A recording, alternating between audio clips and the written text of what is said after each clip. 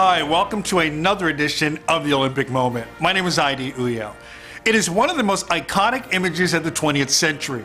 Tommie Smith and Juan Carlos, African-American Olympic champions, giving the so-called Black Pride salute on the medal stand at the 1968 Olympic Games in Mexico City. But there was a third person on the podium that day, Peter Norman of Australia. What many people do not know is that Norman was very much a part of that salute, and his support helped ensure that Smith and Carlos actually pulled it off. In this edition of the Olympic Moment, we take a look at Peter Norman, the role that he played, and the retribution that he faced as a result of his participation in what has become a signature moment in Olympic history.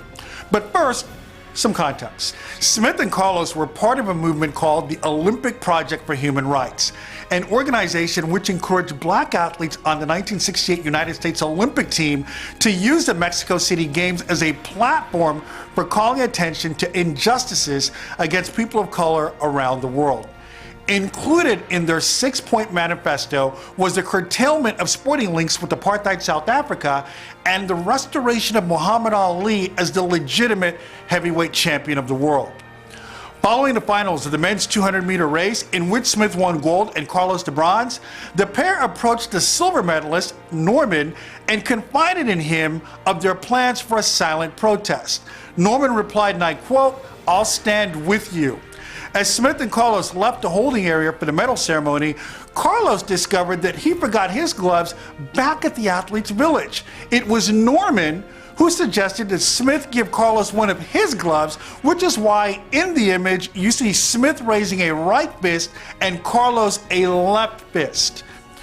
For his part, Norman wore an Olympic Project for Human Rights pin in solidarity with the two African-American athletes.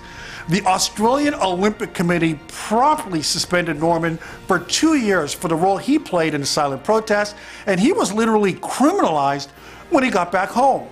Norman returned to athletics in 1970 and qualified for the 1972 Olympic Games in Munich. However, surprisingly, for the first and only time in its storied athletics history, Australia chose not to send a sprint team to those Munich Games.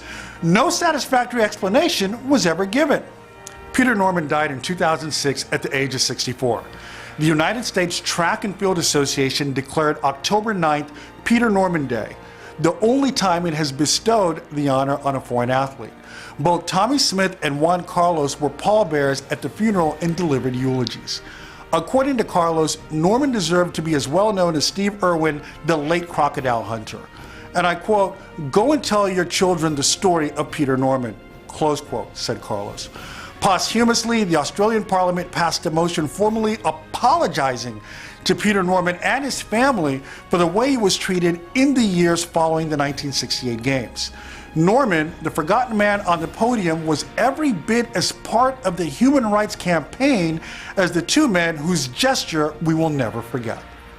Please follow us on Twitter at Aidi Sports and be sure to subscribe to our YouTube channel, Aidi Sports. My name is Aidi Uyo. Thank you so much for watching this edition of the Olympic Moment.